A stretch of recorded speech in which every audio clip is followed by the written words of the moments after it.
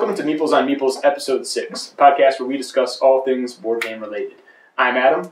I'm Andrew. Patrick. Ian. Today we're going to be talking about a game called Cosmic Encounter. Now, a lot of you probably already know this game. It's on the top 10 list of most places, but we wanted to give you our take on the game and give you an idea of what it's like.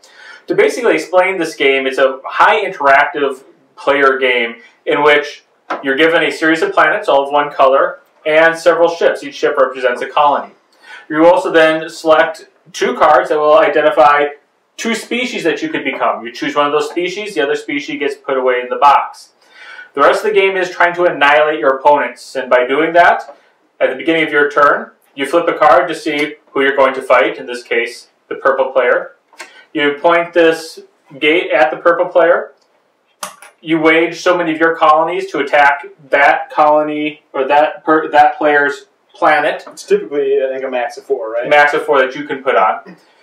You declare which planet you're going to attack. You ask for assistance from the other players. The other players choose to assist you by adding ships to the attack or to the defense. You then have 8 cards in your hand. You play one of those cards from your hand. 19 negotiating. Somebody didn't shuffle this deck, excuse me. For example, here's an 8.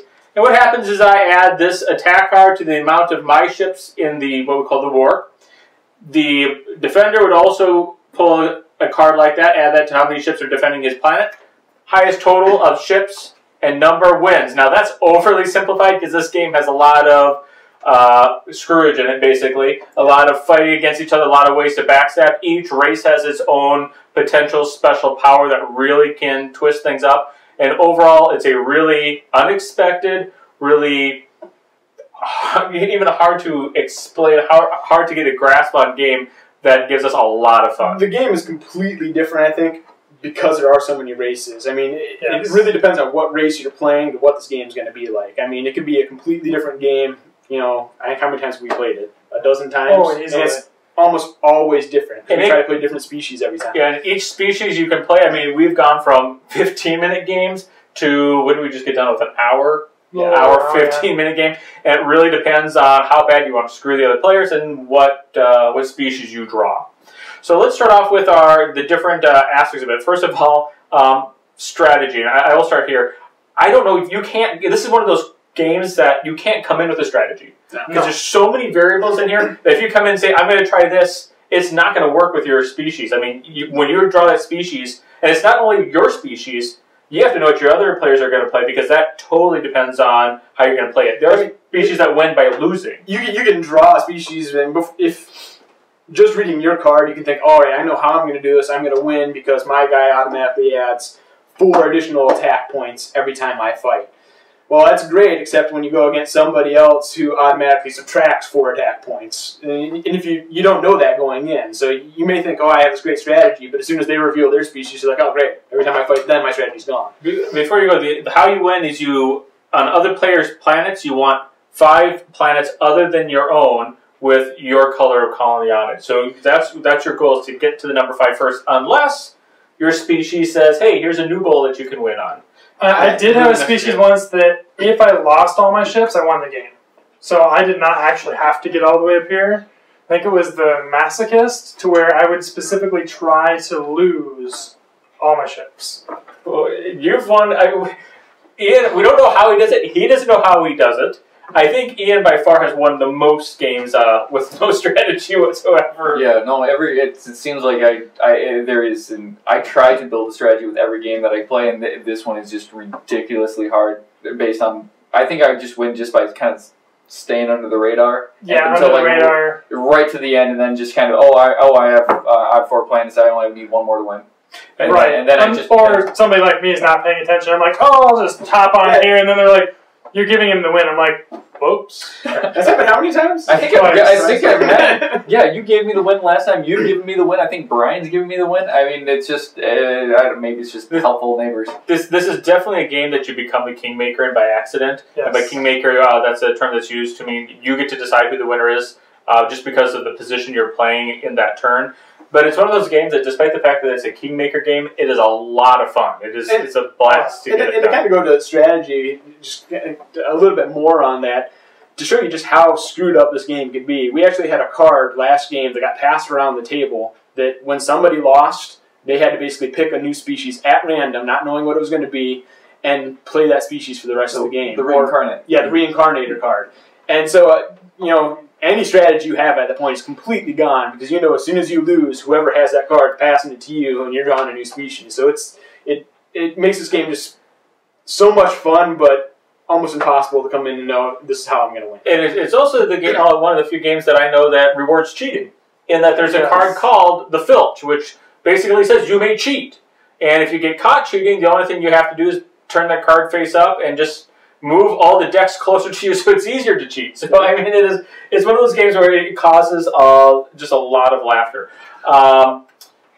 Component, or any other strategy, anything else on strategy other than the fact that it... Looking at you. Well, I guess, okay, with the reincarnate piece that I had on my last game, I had the card. I also had a character, the Warpish, who is a necromancer for whatever reason the storyline goes that nobody ever reads. There's a story? Yeah, every character has a story, I guess. But nobody ever reads it. The bottom of your card? Yeah, nobody reads it. Wait, there's Alex? My character actually gets more points for his attack based on how many ships are in the war. So the more people that have it in there get that. However, I played the reincarnated card against another player who then played that same card against me later, who then I lost my ability.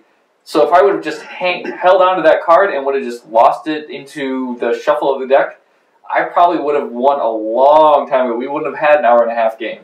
I would have had a plethora of ships to be able to add to my points and probably would have won a lot easier, because near the end of the game, we all had just single ships on one planet. I mean, it just was a ridiculous way to... With all these rules and all these different species and everything, it's another game where you really have to be engaged the entire time, because you need to know, when can I use my powers, when can I not use my powers, when's that person using their power, what are they doing with it, who are they fighting, blah, blah, blah.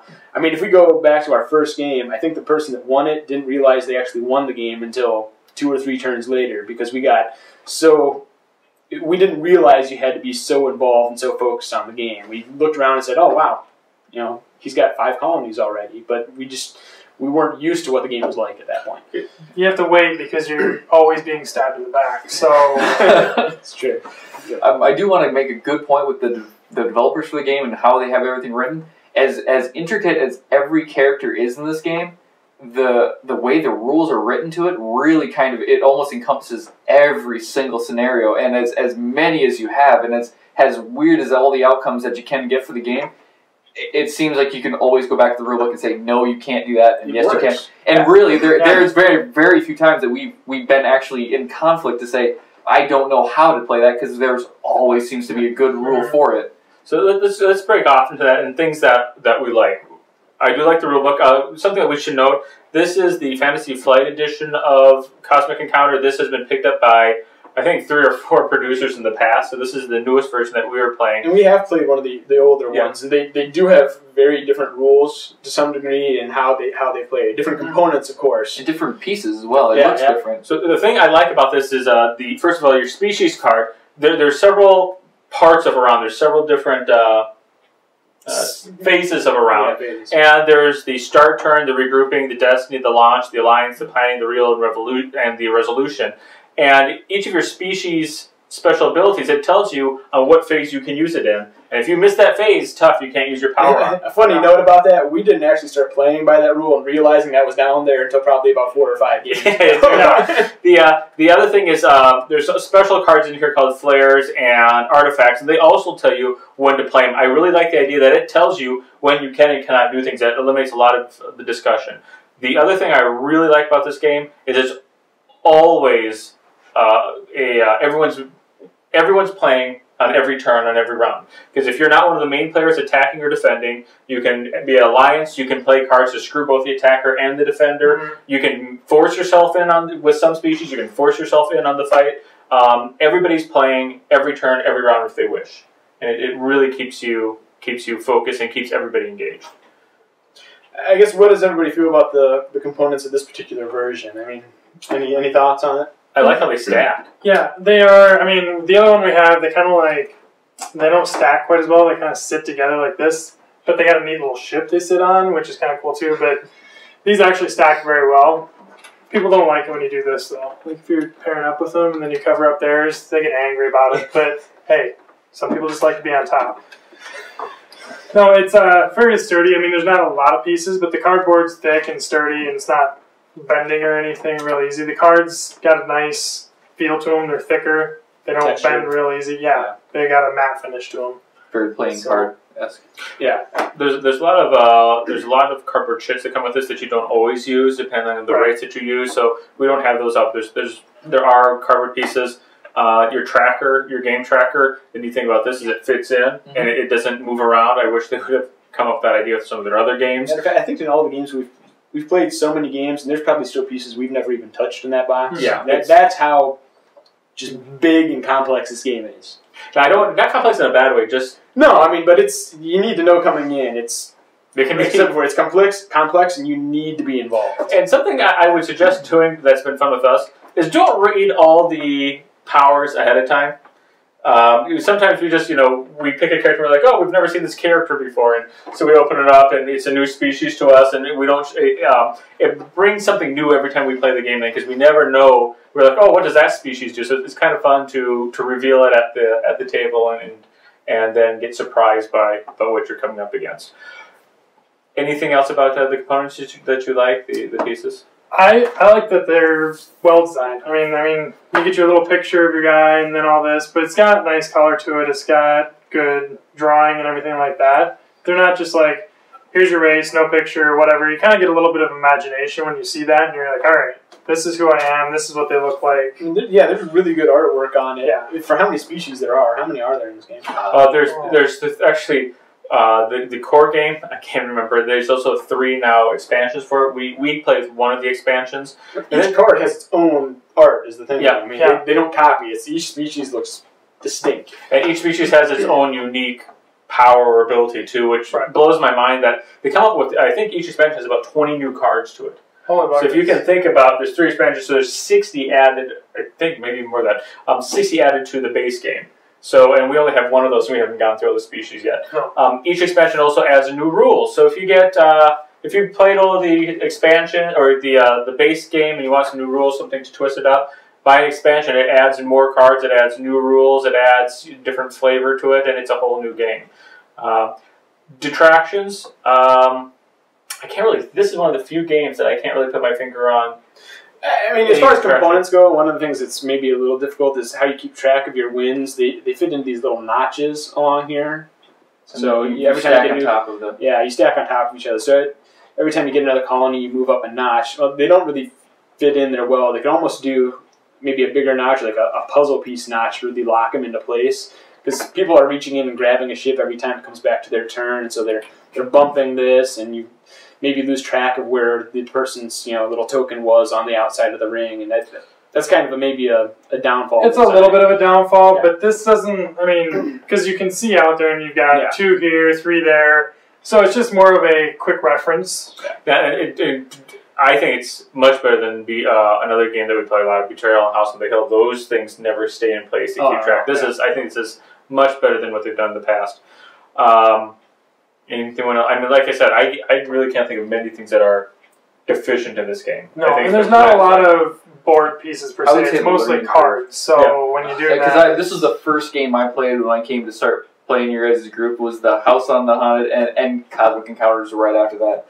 And honestly, this was just everybody's like, okay, you can do this, and you can do this, and then you can do this, but then you don't want to do that. What you want to do here, and it was just a lot of information to take. I still ended up winning that game. And we've regretted it ever since. And I think it was more of just like, oh, you go ahead and you just win that game.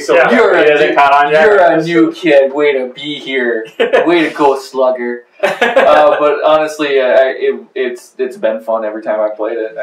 I haven't really had too much. You're trying against him now. Yeah, he's getting cocky, I mean, but the rule book. I've never even read the rule book.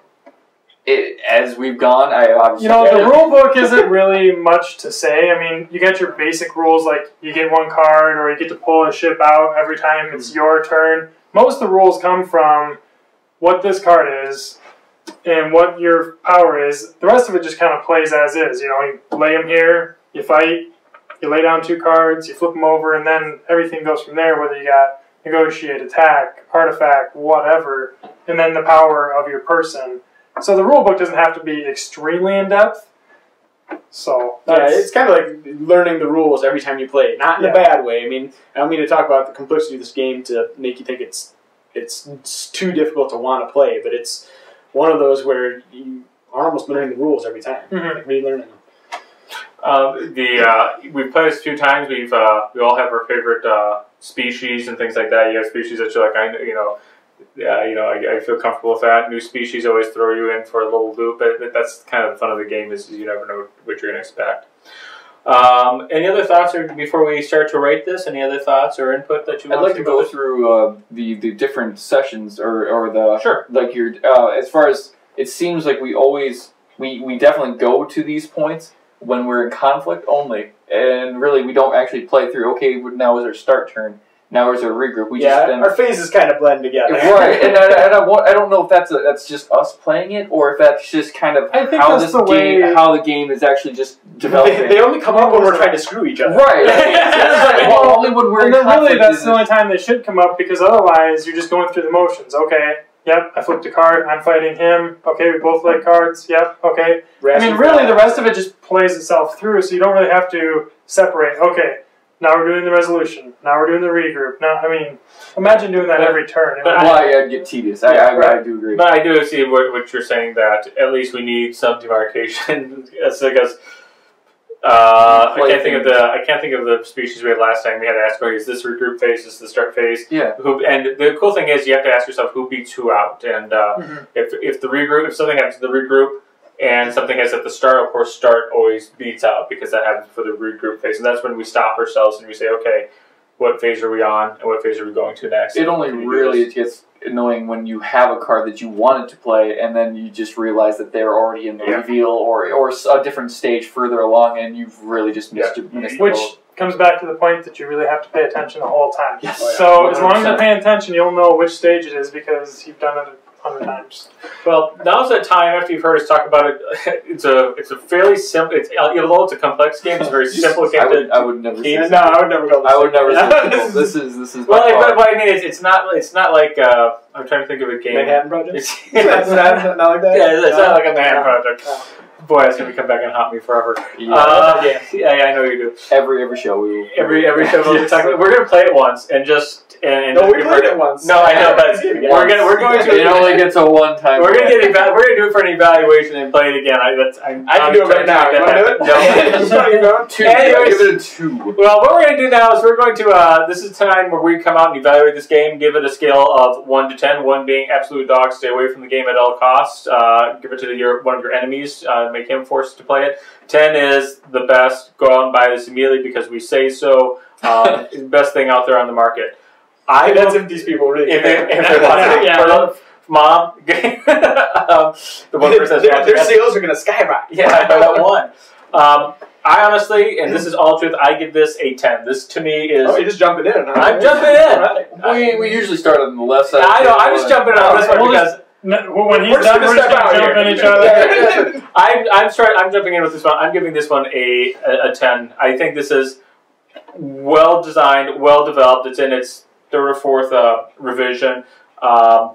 It is just an excellent game. It keeps us laughing. It keeps us talking. We have those. We still have games that we talk about when we bring this out. And do you remember when I did this? Or let's try to do that. Remember when I got the cheat card? When I got the cheat card again and again and again. Everybody wants the cheat card. I actually had the cheat race, which was pretty nice. And then their special was not as cool as just having the cheat card. Yeah. So I had the cheat card and I lost it right away. Yeah.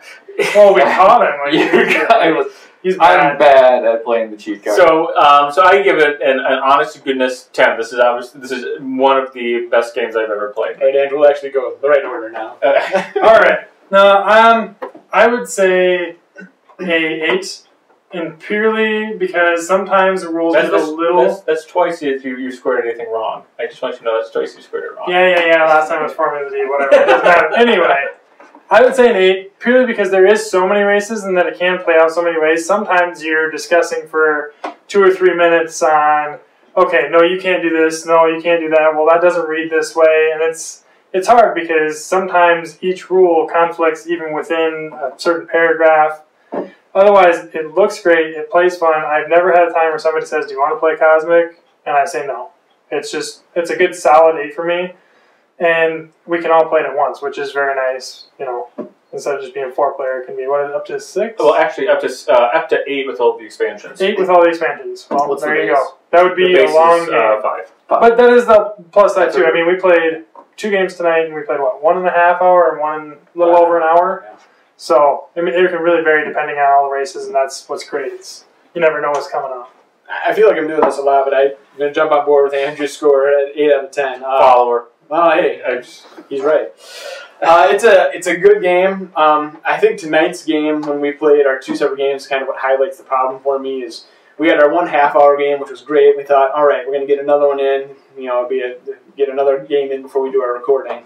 And it just kind of started to drag on. It was one of those where, it was the game where we were switching races and we were kind of fighting over rules, and it almost got to be just a little too long for me at that point, a little too much back and forth. That being said, I like Andrew, if somebody comes out and says, hey, you want to play Cosmic? I'm never going to turn it down. I think I've always wanted to play it. I always enjoy it.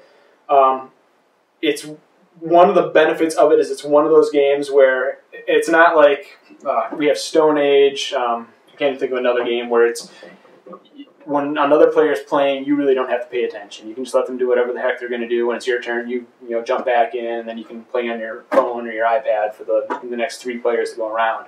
This is one where you really have to play the entire time. You have to be paying attention, which I think is good. It keeps all of us engaged, keeps all of us paying attention, and it makes for a lot of really fun back and forth. So I give it an 8 out of 10, and the only downfall is that at points it just gets almost too complex for its own good. You're now a female fighter to me. You no longer exist. This no longer exists. Completely imaginary. Completely imaginary at this point. And let's hear it. He's going to give it a 4. He's totally a naysayer about everything all the time. So let's see. He's the one like, oh, let's play it. I hate that game. The game is terrible. I actually was going to go with a 9 because I want to match Brian's score for Formula D because this is a lot better than Formula D. He really doesn't know what he's talking about. Yeah, I do have to say, going back to that, he scored that 9. I think he scored a 9. He scored that at 9. And let's just talk about this again. Formula D, Cosmic Encounter. Cosmic. Oh, gosh. I mean, just so you know, the 4 here you can trust. The one people that's not here today. Just so you know, this is a high. The scores are a little suspect. Yeah. But to go to everybody's point, it is an amazingly fun game. It is so complex, and I think all the different outcomes that you can get. That's kind of the reason why it's a 9, not that 10 mark, is because that rule book is just crazy large and has different complexities to it. And then Formula D is just 15 pages. That is probably a lot of reading. Yeah, it's really. I mean, it just gets to be where I can't even think about what all the rules are to this game and things that you can and cannot do at the times that you can. The learning curve is just way too steep on that one. There are a lot of pictures though. I had to play through it at least 3 or 4 times before I actually got the flow down to where I knew where I was going. And that is a good point to end with. This is one of these games that really, in order to really understand it, it's not just sit down and read the rule book and play it once.